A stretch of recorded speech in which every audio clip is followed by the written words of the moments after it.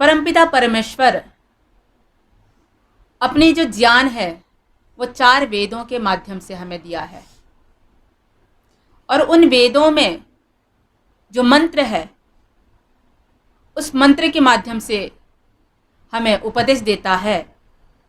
तो सबसे पहले ये बात हमें जानना चाहिए कि मंत्र क्या है।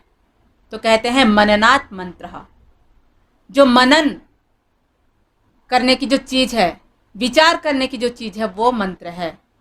जिसके बारे में हम विचार करें और विचार करके जो अच्छाइयाँ हैं जिसको हम ग्रहण कर सकें, उसको हम मंत्र कहेंगे। ईश्वर ने, परमपिता परमेश्वर ने अथर्ववेद में एक बहुत ही सुंदर मंत्र कहा है, उद्यानं ते पुरुषनावयानं जीवातुं ते दक्षतातिं कृणोमि आहीरुहेममृतं रथमथ जीविर्विदथमावदासि। तो कहा गया है कि उद्यानं ते पुरुषनावयानं, इसमें जो देवता है पुरुष है। तो पुरुष 2 प्रकार के हैं। एक जो जीवात्मा है वो भी पुरुष है, और एक परम पुरुष जिसको हम परमात्मा कहते हैं। पुरुष शब्द की व्याख्या करते हुए निरुक्तकार कहते हैं पुरीशेते इति पुरुषः, जो पूर्व में निवास करता है। जो हमारा जो शरीर है ये एक पूर्व है, तो इस शरीर में जो निवास करने वाला है, जो जीवात्मा है, वह पुरुष है। और इस ब्रह्मांड रूपी पूर्व में जो निवास करने वाला जो परमपिता परमेश्वर है, वह परम पुरुष है। तो परम पुरुष परमपिता परमात्मा हमें उपदेश करते हैं। क्या उपदेश करते हैं? उद्यानं ते पुरुषनावयानं, कि हे जीवात्मा तुम उद्यानं ते, तुम ऊपर से ऊपर उठो, नीचे की ओर मत जाओ। तो ऊपर उठने का मतलब क्या? जो हवाई जहाज में जो उड़ते हैं वो ऊपर उठना होता है, या फिर जो 5 मंजिला 10 मंजिले में जो रहते हैं वो ऊपर उठना होता है? ऊपर उठने का तात्पर्य यह है कि हम अपने जीवन में उन्नति को प्राप्त करें। और उन्नति को प्राप्त हम कैसे कर सकते हैं? जब हम उस परमपिता परमेश्वर की हम उपासना करेंगे, उसकी हम भक्ति करेंगे, उसके बताए हुए मार्ग पर जब हम चलेंगे, तब हम अपने जीवन को ऊपर की ओर ले जा सकेंगे। और अगर हम पुण्य के मार्ग पर चलते हैं तो हम ऊपर उठ जाते हैं, और अगर पाप के मार्ग पर चलते हैं तो हम नीचे की ओर जाते हैं। अगर हम धर्म के मार्ग पर चलते हैं तो हम ऊपर उठ जाते हैं, और अधर्म के मार्ग पर चलते हैं तो हम नीचे की ओर जाते हैं। तो ईश्वर ने हमें उपदेश किया है कि उद्यानं ते पुरुषनावयानं, कि हम ऊपर की ओर उठें, न अवयानम, नीचे की ओर अधोगति की ओर हम न जाएं। आगे कहा गया है जीवातुं ते दक्षतातिं कृणोमि, मैं जो है तुम्हें क्या करता हूँ? दक्षता प्रदान करता हूँ। तुम हर चीज में दक्ष हो अपने जीवन को ऊपर उठाने के लिए, और उसके लिए उसने क्या दे दिया? 4 वेद हमें प्रदान किए हैं। वेद शब्द का अर्थ है विद ज्ञाने, विद विचारणे, विद्री लाभे। वेद में जो ज्ञान दे दिया, और ज्ञान के जो है 3 स्रोत हैं। क्या क्या है? ईश्वर, जीव और प्रकृति। व्यक्ति अगर ईश्वर को, जीवात्मा को और प्रकृति को अगर अच्छी प्रकार से अगर समझ जाता है, तो क्या है, वो इन तीनों को जो है मिला करके अपने जीवन को अच्छी प्रकार से चला सकता है।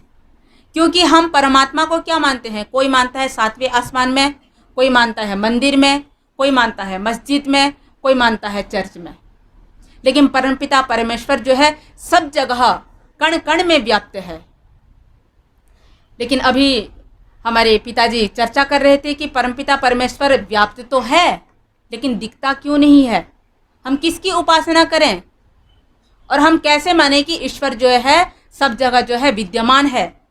तो किसी कवि ने बहुत ही सुंदर कहा है, पुष्पे गंधम तिले तैलम काष्ठेग्नि पयसि घृतम, पुष्पे गंधम तिले तैलम काष्ठेग्नि पयसि घृतम, इक्षो गूढ़म यथा देहे पश्यात्मानं विवेकतः।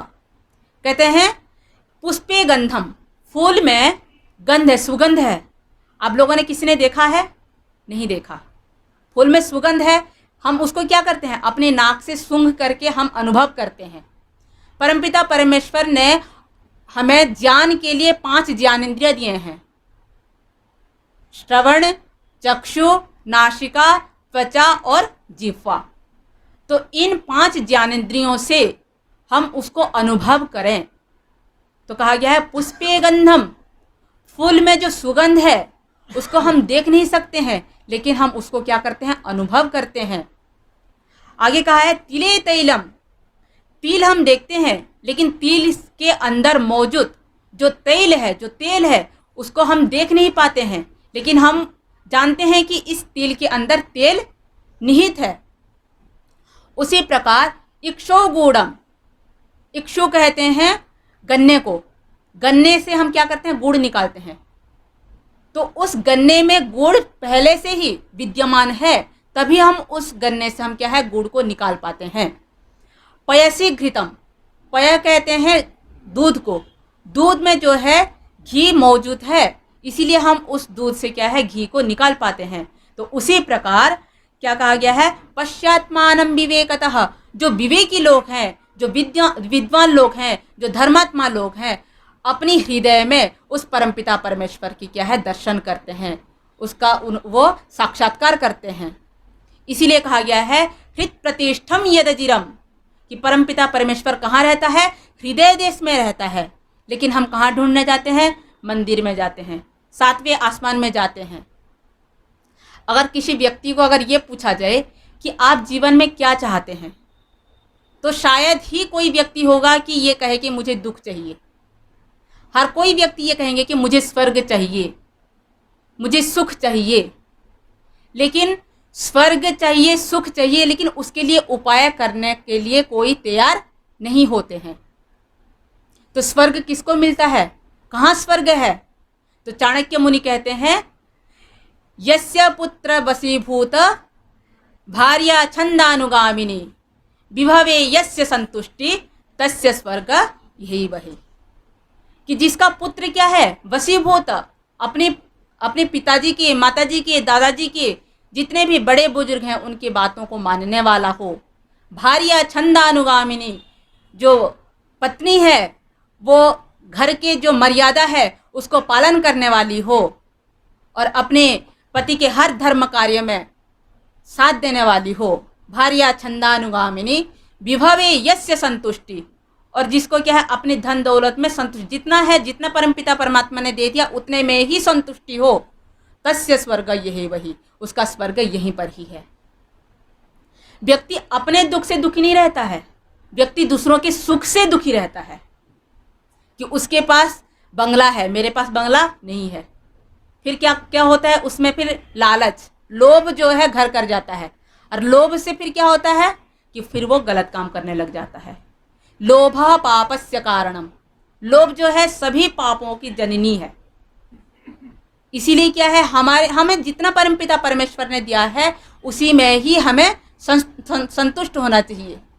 हम केवल ये चाहते हैं कि हम ये भोग लें, ये भोग लें, हम अपनी इंद्रियों को बस में नहीं करते हैं।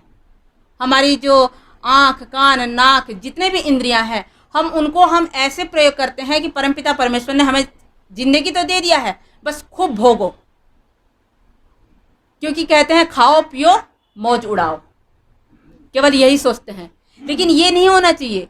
ईश्वर ने हमें दुर्लभ जन्म दिया है, मनुष्य का जन्म दिया है, और मनुष्य का जन्म क्या है, दुर्लभ कहा गया है। दुरात लभ्य दुर्लभ। हमारी जितनी योनियां हैं, पशु, पक्षी, कीट, पतंग, कुत्ते, बिल्ली, इन सभी योनियों में हम भी कभी गए होंगे। तो इन सभी योनियों को पार करके हमें ये मनुष्य तन मिला है, और यह मनुष्य जन्म जो है ये दो प्रकार से हम इसको भोग सकते हैं। एक भोग योनि भी कहा गया है और एक योग योनि भी कहा गया है। हम इसको भोगेंगे, लेकिन कैसे भोगेंगे? तेना त्यक्तेन भुंजिथा, कि हम त्याग भाव रखते हुए इस जीवन में हम भोग करें।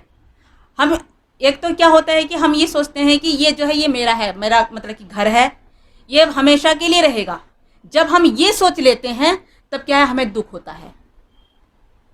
अगर हम ये सोच लें, जैसे आप कपड़े पहनते हैं, मान लीजिए आपका जन्मदिन है, किसी के बच्चे, आजकल तो बहुत चलता है, जन्मदिन मनाते हैं तो बच्चे के लिए नए नए कपड़े लाते हैं, तो बच्चे को हम कपड़े पहनाते हैं, तो बच्चा ये जानता है कि ये कपड़ा जो है मैं 4 महीने 5 महीने ज़्यादा से ज़्यादा 1 साल में पहनूंगा, उसके बाद ये खराब हो जाएगा, इसको बदल देंगे, ऐसे सोचते हैं हम लोग।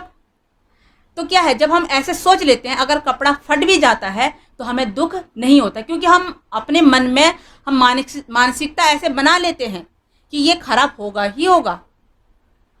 उसी प्रकार हमारे ये जो घर है, हमारे माता पिता जितने भी गुरुजन हैं, हमारे जितने भी पारिवारिक जो लोग हैं, हम उनको क्या मान लेते हैं, पूरे नित्य मान लेते हैं कि ये हमेशा के लिए हमारे साथ रहेंगे।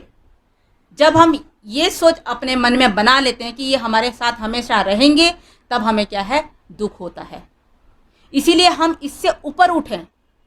और इससे हम कब ऊपर उठेंगे, जब हम ईश्वर, जीव और प्रकृति को हम अच्छे प्रकार से समझेंगे। जीवात्मा जो है वो रहता है, लेकिन शरीर जो है उसका परिवर्तन होता रहता है। कभी कुत्ते का जन्म मिलता है, तो कभी बिल्ली का जन्म मिलता है, तो कभी किसी मनुष्य का जन्म मिलता है। तो इसीलिए ये जो मनुष्य जन्म मिला है, इस जन्म में हम अच्छे कर्म करें। तो इसीलिए ईश्वर ने कहा है, उद्यानम ते पुरुषनावयानम जीवातुम ते दक्षतातिम कृणोमि आहिरूहे वथ रथ मावदासी। कहते हैं कि परमपिता परमेश्वर ने हमें रथ दिया है। और रथ क्या है, ये जो शरीर जो है, इसको रथ के साथ तुलना की गई है कि ये रथ है। और इस रथ के सारथी कौन है, तो कहते हैं कि आत्मानम रथिनम विद्धि शरीरम रथमेवतु बुद्धिम तु सारथिम विद्धि मनः प्रग्रहमेव च। कि ये शरीर रूपी जो रथ है, इस शरीर के जो सारथी है क्या है, बुद्धि है। व्यक्ति का जब बुद्धि जो भ्रष्ट हो जाता है, तब वो पूरे पतन की ओर चला जाता है। इसीलिए हम क्या है, बुद्धि के लिए हम प्रार्थना करते हैं, धियो यो नः प्रचोदयात्। हे परमपिता परमेश्वर, मेरी जो बुद्धि जो है उसको सन्मार्ग पर प्रेरित कीजिए, उसको अच्छे गुण कर्म की ओर प्रेरित कीजिए। इसीलिए ईश्वर ने कहा है कि हम अपनी बुद्धि को सही रखें, हम अपनी बुद्धि को ऐसे कार्य में लगाएं, धर्मयुक्त कार्य में लगाएं, अच्छे कार्य में लगाएं, पुण्य के कार्य में लगाएं। तब जो है हम उद्यानम ते पुरुषनावयानम, इस बात को हम सिद्ध कर पाएंगे।